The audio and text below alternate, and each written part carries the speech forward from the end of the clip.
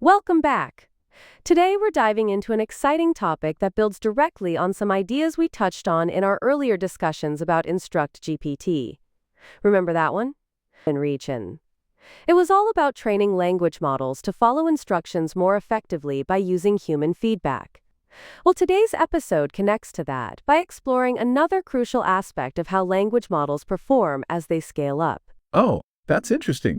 I remember the Instruct GPT episode focused a lot on fine-tuning models. How is today's topic different from that? Great question.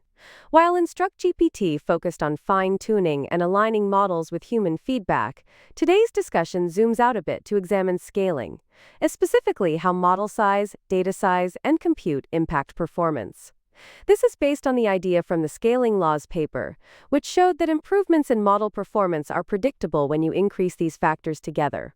It's not so much about changing the architecture, but about resource allocation, knowing how much data and compute to invest as you scale models like GPT-3 or GPT-4. So, it's kind of like understanding the rules for making bigger and better models? That sounds pretty useful, especially with the recent push for more efficient AI development. Exactly. The scaling laws have become foundational for how we think about training large language models. They've guided not just how we approach training GPT-4, but also how we tackle other innovations like sparse transformers and retrieval-augmented models. These laws help us predict when it's worth scaling up and when we might hit diminishing returns. Sounds like a game changer. So, what can we expect to cover today? Today, we'll go over the key insights from the paper, including how scaling factors like model size and data influence performance, what happens when you don't scale them together, and how these findings have led to more efficient training methods. We'll also dig into practical equations the authors propose for avoiding overfitting and optimizing compute usage, things that are crucial when working with large models. Awesome. I'm ready to learn more about how scaling works. Perfect. Let's jump in by exploring the core principles of the paper and what they mean for the future of AI development. Ready?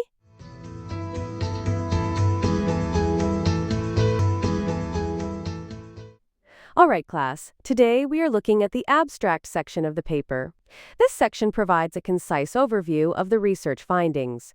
The authors studied how the performance of language models, specifically those based on cross-entropy loss, is influenced by several factors like model size, dataset size, and the compute used in training. They also present relationships that help optimize the use of resources in training larger models. So, they focused on how these factors affect language models' performance. What exactly did they find? Good question. The key takeaway is that performance scales predictably as a power law with respect to model size, data size, and compute used. Interestingly, they found that architectural details such as network depth or width have minimal impact, as long as you scale these factors properly. Wait, you said power law. Does that mean performance improves steadily as these factors increase? Yes, exactly. They observed that when you scale up the model size, dataset size, and compute together, performance continues to improve smoothly. However, if any of these three factors isn't scaled up proportionally, performance plateaus. It's a predictable pattern that the authors found very consistent. That sounds useful for optimizing models. Did they suggest how to handle overfitting as models get larger? Great point. They actually derived simple equations that show how overfitting scales with the size of the model and dataset. Essentially, they found that larger models are more efficient with data, meaning you can stop training before full convergence to avoid wasting compute. This is particularly important for maintaining efficiency while avoiding overfitting. Interesting. So, would this mean that bigger models can learn faster with fewer data points? Yes, that's correct. Larger models not only perform better, but they also require fewer data points and optimization steps to reach a given level of performance compared to smaller models. This concept of sample efficiency was one of their significant findings. How did they propose optimizing compute usage then?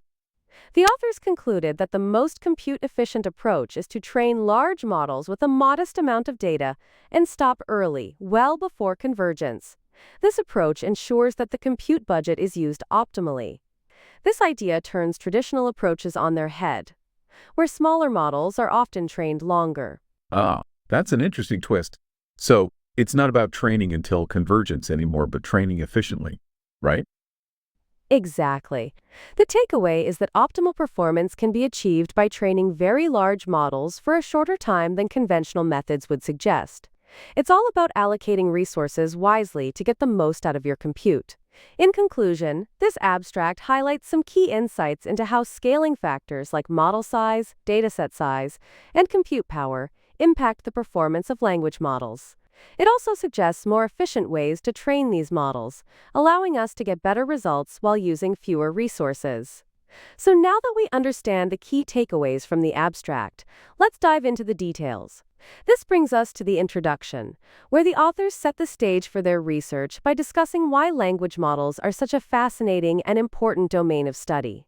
Language, as we know, is fundamental to many aspects of artificial intelligence.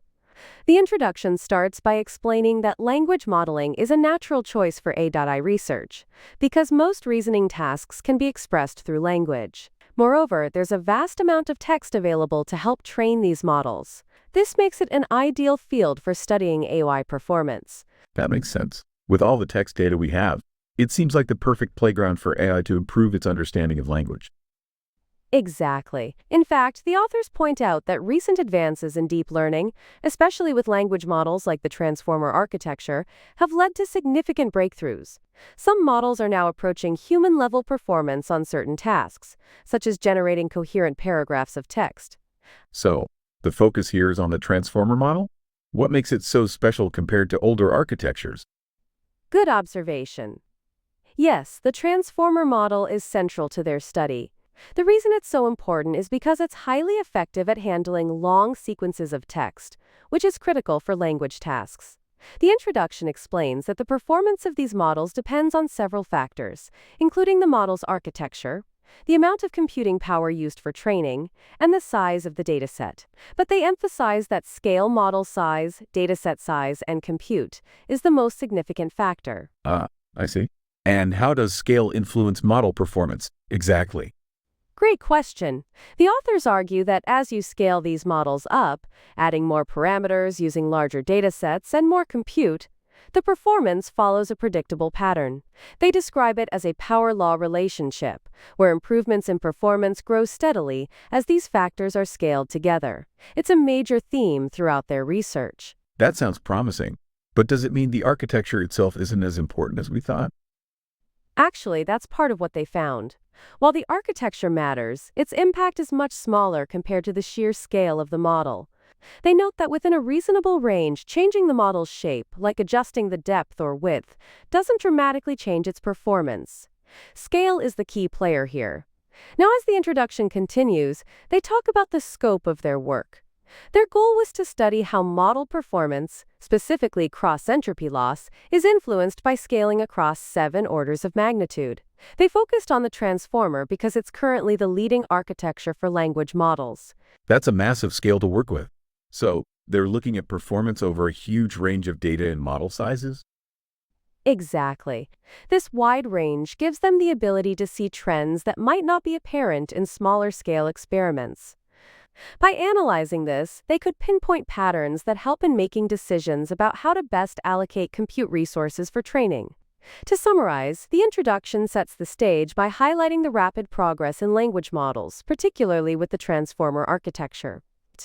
It also introduces the idea that scale is the main driver of improved performance, which they will explore throughout the rest of the paper. Now that we've covered the introduction and understand the big picture, let's transition into the technical details. The authors next dive into the background and methods they used for their research, which will help us understand how they set up the experiments and why they chose certain approaches. In this section, the authors explain the foundational methods behind their work. They used the WebText-2 dataset, which is an expanded version of the WebText dataset. This dataset contains a large collection of text sourced from Reddit and other publicly available internet texts. They tokenized the data using byte pair encoding, which is a common technique that splits words into smaller units or tokens, allowing the model to better handle rare or unseen words during training. Why did they choose the WebText-2 dataset specifically? Was it because it covers a wide range of topics and styles? Exactly. The WebText-2 dataset is diverse, covering a broad range of writing styles, topics, and contexts. This variety is important because it helps the model generalize better to different types of text. They wanted the model to learn from a wide spectrum of natural language, so using this dataset was a strategic choice. And what about the transformer model they used? Did they stick to a standard configuration? Good question. For the transformer architecture, they used a common configuration, adjusting only the number of layers, the size of the model's internal dimensions, and other parameters like the number of attention heads. They kept these variations within a reasonable range to ensure that their scaling laws were not overly affected by hyperparameter tuning, but rather by the size and compute power. It sounds like they focus more on scaling the model than on fine-tuning hyperparameters. Is that right? Yes, you're on point. The authors wanted to explore the impact of scale rather than optimize the model's architecture or fine-tune hyperparameters. They trained models with a fixed context length of 1024 tokens, using the Atom optimizer for most of their runs, and explored different batch sizes to observe how training time and model performance changed. The focus was on understanding how larger models and more data lead to better results. To give you a sense of the scale, they trained models with parameter counts ranging from 768 million to 1.5 billion, and used subsets of the dataset to measure how model size and data size influence performance. This allowed them to explore trends across a wide range of conditions. That's impressive. And I assume they monitored the loss to track performance. Exactly. They monitored cross-entropy loss, which measures how well the model predicts the next token in a sequence. Lower loss indicates better performance. Throughout their training, they recorded the model's performance on both the training data and held out test data to ensure that their findings generalized beyond just the training set.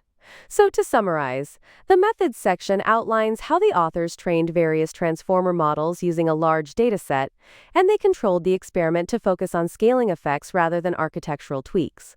With that, we can move to the related work section, which provides context and connects this study to other research in the field. In the related work section, the authors compare their findings with previous studies on scaling laws and neural network performance. They highlight a few key papers that explored similar ideas, particularly those that examined how model performance scales with dataset size and model complexity. For example, they mention earlier work that showed power law relationships between model size and performance in other types of models, like random forests and density estimators. That's interesting. Were there any studies that focused specifically on language models before this one? Yes, there were a few notable studies that the authors reference. Some previous work had examined how model size and data size affect performance in language models, but the authors point out that those studies didn't explore as wide a range of scales as this one. This paper builds on that research by testing scaling laws across several orders of magnitude and focusing on the transformer architecture. They also discuss how their findings relate to work on model generalization and overparameterization.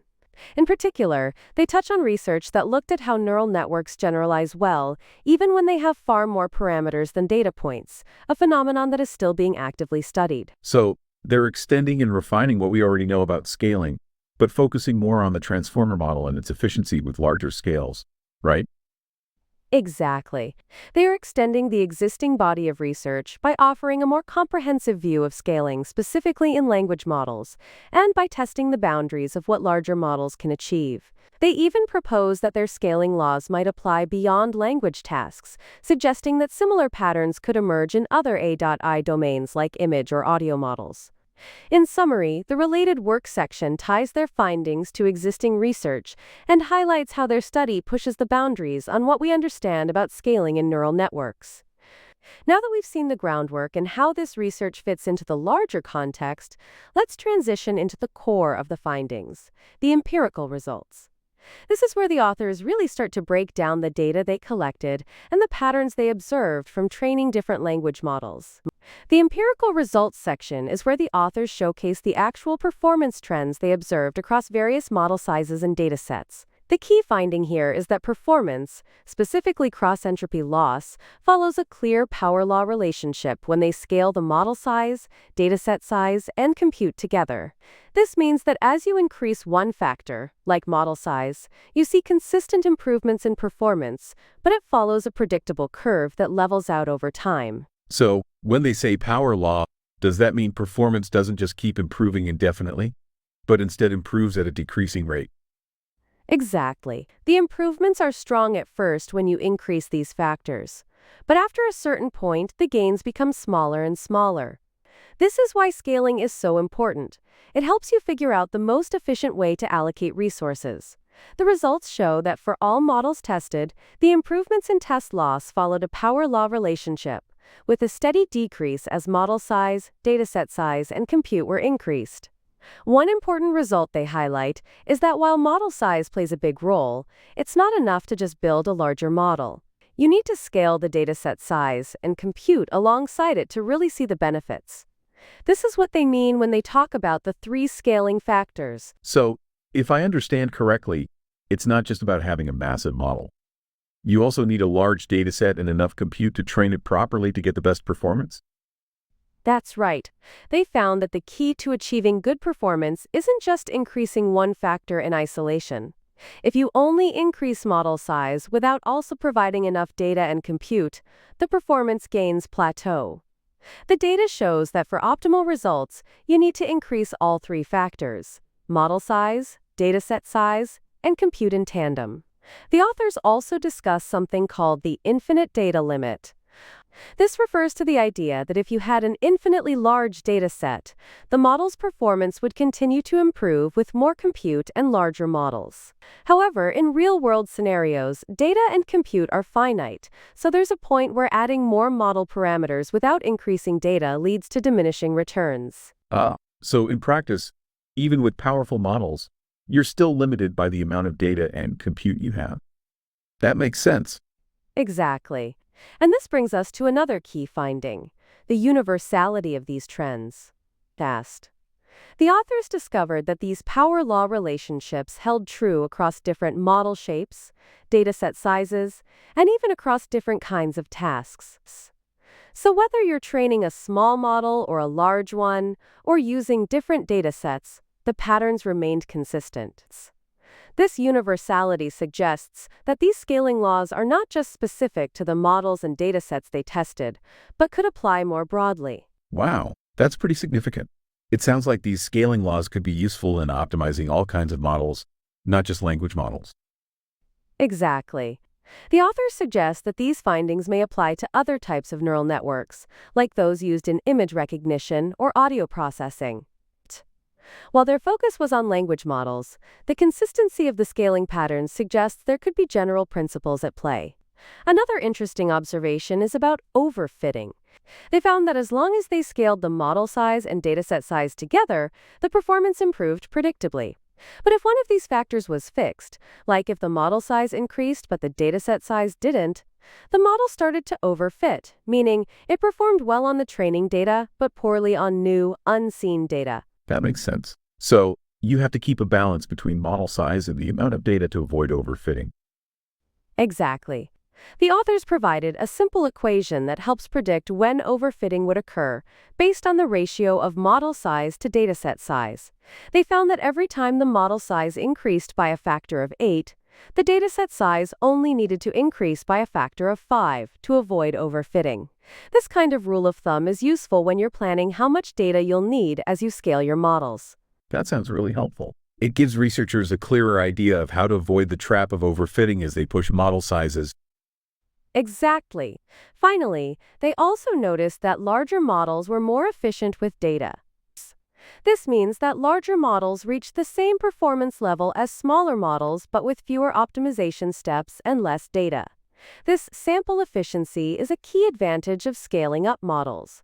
To sum up this section, the authors present empirical results showing that performance improves predictably with increases in model size, dataset size, and compute, following power law relationships. These trends hold true across a wide range of conditions and offer valuable insights into how to scale models efficiently.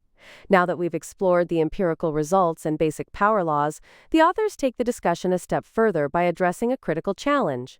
What happens when we push models toward what they call the infinite data limits? This leads us directly into the next part, where they explore overfitting and the impact of having more data than the model can handle.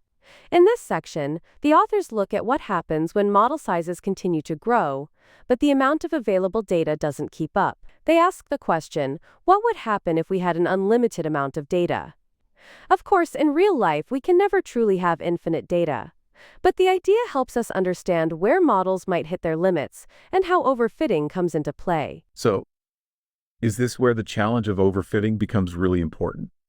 If we keep increasing the model size without enough data, we'd eventually hit a wall, right? Exactly. Overfitting happens when a model becomes too specialized to the data it's trained on, performing well on that data but poorly on new, unseen data. In this section, the authors provide a deeper understanding of how this occurs and how it can be predicted. They introduce a key equation that helps map out the relationship between model size and dataset size, helping researchers know how much data is needed to avoid overfitting as models scale up. Their key insight is that performance improves predictably as long as both the model size and dataset size increase together. But when one grows and the other doesn't, especially when model size increases but dataset size remains fixed, overfitting begins to show up. They describe this as the model hitting a bottleneck, where it can no longer generalize well. I see. So, it's a balancing act between growing the model and feeding it enough data to keep it learning efficiently, without just memorizing the data it's trained on. Exactly. They use a formula, which is based on their empirical results, to predict when overfitting will occur. The formula essentially helps answer the question, how much more data do I need if I want to scale my model without running into overfitting?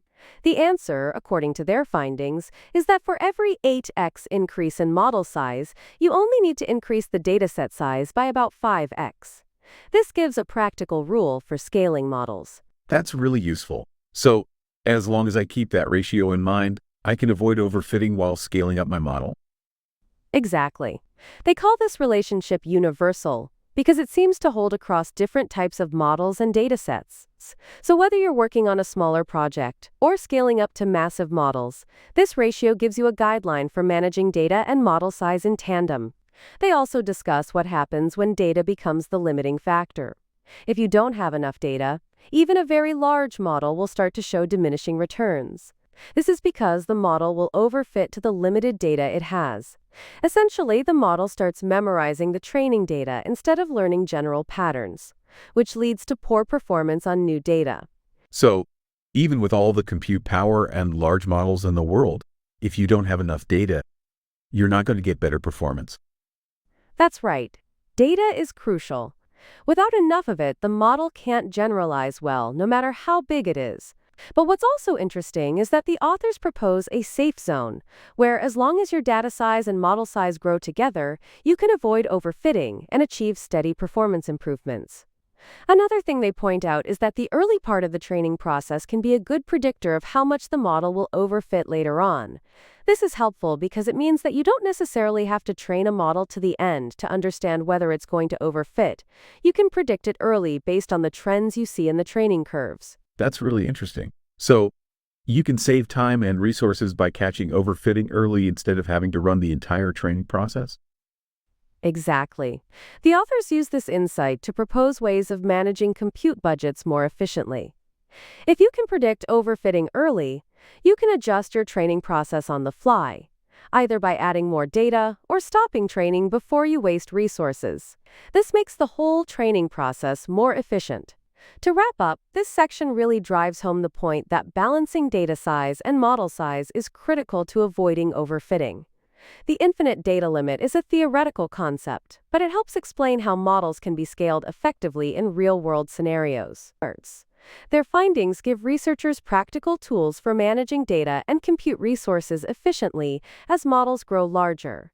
Now that we've got a good grasp on the infinite data limit and the balance between data and model size, the next logical question is how long we should train these models. This brings us to the next part of the paper, where the authors explore how model size and training time interact, and what the most efficient strategies are for both. In this section, the authors tackle the relationship between model size and training time. Specifically, they want to know how much time you should spend training a model of a given size to maximize performance without wasting resources. One of the key findings here is that larger models don't necessarily need to be trained to full convergence. In fact, it's often more compute efficient to stop training earlier. That's surprising. I always thought bigger models would need more training to perform well. Why would it be more efficient to stop early? It's an interesting insight, isn't it? What the authors found is that as models get bigger, they become more sample efficient. This means that they need fewer training steps to reach a given performance level compared to smaller models. In other words, you get more bang for your buck with larger models when it comes to training time. That's really helpful. So, larger models can achieve good performance faster than smaller ones, even if they have more parameters to learn? Exactly. Larger models require fewer optimization steps to achieve the same performance level as smaller models, which is a key part of the efficiency they talk about. The authors present a scaling law that predicts how the loss decreases as the number of training steps increases. They found that this scaling law holds across different model sizes, which gives us a predictable pattern for training efficiency. Another interesting result from this section is their discussion about the critical batch size. They argue that for each model, there's an optimal batch size, called the critical batch size, where training is most efficient. Training with batch sizes smaller than this is slow and inefficient. But if you use a batch size that's too large, you run into diminishing returns, where adding more data to the batch doesn't improve training speed. So, if you go too far with the batch size, you're not really making progress faster, even though it might seem like you are. Exactly. The authors found that this critical batch size increases as the model gets larger and the loss decreases. Once they figured out the optimal batch size, they could predict the most efficient number of steps needed for a model to reach a particular loss. This is how they came up with a rule that connects model size, training time, and batch size to help guide training strategies. What's even more interesting is that when they trained models at this critical batch size, they were able to make the most of their compute resources. They call this compute-efficient training, and it's one of the major insights from this section. Essentially, the authors show that the best way to allocate compute power is to train larger models for fewer steps, and with a carefully chosen batch size. That sounds like a game changer. It must make a big difference in how researchers plan their training runs, especially when compute budgets are tight. Absolutely. By following these scaling laws, researchers can train models more effectively without wasting time or resources. And as compute power becomes increasingly expensive, understanding these relationships is crucial for maximizing output. To sum up this section, the authors found that larger models can be trained more efficiently, needing fewer steps and reaching good performance faster. By using the critical batch size and stopping training before full convergence, you can save both time and compute while still getting high performance. These scaling laws give a roadmap for how to handle model size and training time to get the best results. Now that we understand the relationship between model size, training time, and batch size, there's another crucial piece of the puzzle: how to best allocate the compute budget. This is where the authors really tie everything together, helping researchers understand how to make the most of their resources. In this section, the authors explore how to use a fixed amount of compute most efficiently. The goal is to figure out how to distribute compute power across model size, dataset size, and training time to maximize performance. Their findings suggest that the majority of the compute budget should be allocated toward training larger models, while dataset size and the number of training steps should increase more slowly. So it's all about prioritizing larger models when you've got a limited amount of compute? That's interesting. How do they come to this conclusion? Exactly. They found that if you have a fixed compute budget, the most effective strategy is to allocate more resources toward increasing model size, rather than training smaller models for longer or gathering vastly larger datasets. This is because larger models are more compute efficient. They can achieve better performance in less time, as we discussed earlier. The authors use scaling laws to show that for optimal performance, you should grow the model size at a faster rate than both the dataset size and training time. This means that as compute resources grow, researchers should focus primarily on training bigger models, which results in better performance improvements than focusing too much on dataset size or training steps. That's a bit counterintuitive. I would have thought that gathering more data or training longer would be the best way to improve results. It's a common assumption, but their results show otherwise. The authors highlight that data and training time are important, but beyond a certain point, they provide diminishing returns. Larger models, on the other hand, offer more significant gains with the same compute budget. Essentially, they suggest that once your dataset is large enough to avoid overfitting, the best way to improve performance is to increase the model size. That makes sense now. So, they're recommending that researchers balance compute across these three factors, but with more emphasis on model size? Exactly. Another point the authors make is that while training very large models may seem daunting because of the increased parameter count, it actually becomes more efficient because you can stop training earlier, as we saw in the previous section. This strategy, known as compute-efficient training, allows researchers to get better results with fewer optimization steps. To sum it up, their findings suggest that if you're working with a limited compute budget, it's most effective to train large models and stop before full convergence. By doing this, you make the best use of your available resources, focusing on model size as the primary driver of performance improvement. It's interesting how all these scaling laws connect. It really changes the way we think about using compute effectively. Exactly, and that's the key takeaway from this part. The authors provide a clear framework for how to allocate compute budget wisely, making sure that researchers focus on what will give them the biggest performance gains, scaling up model size while optimizing training time and data size carefully. So we've seen how the authors recommend allocating compute for the best results, focusing on training larger models efficiently. This brings us to the final major section, where the authors step back and reflect on the broader implications of their findings. In the discussion section, the authors talk about the big picture and what their findings mean for the future of language modeling and AI research. They emphasize that the scaling laws they discovered are not just interesting theoretical results. They have real, practical implications for how we develop and train models moving forward. So, it's more than just improving performance, right? It sounds like these scaling laws are a roadmap for building better models overall? Exactly. The authors suggest that these scaling laws are like a framework that can guide the development of future models, not just for language tasks, but potentially for other domains as well, like image or audio models. By understanding how model performance improves with size, data, and compute, researchers can make more informed decisions about how to scale up in the most efficient way. One of the key points they make is that scaling up models is essential. The results show that as you scale, larger models become more efficient and generalize better. This is why they argue that big models will continue to outperform smaller ones, and this trend will likely extend to other areas of AI, not just language modeling. It sounds like they're saying bigger is better when it comes to models. But I guess it's not just about size, it's about scaling wisely? That's exactly it. Bigger models are better, but only when they're scaled up with the right amount of data and compute. The discussion highlights that the improvements are smooth and predictable, which means researchers can plan their resources and know when to expect diminishing returns. They also point out that these scaling laws could help improve compute efficiency overall.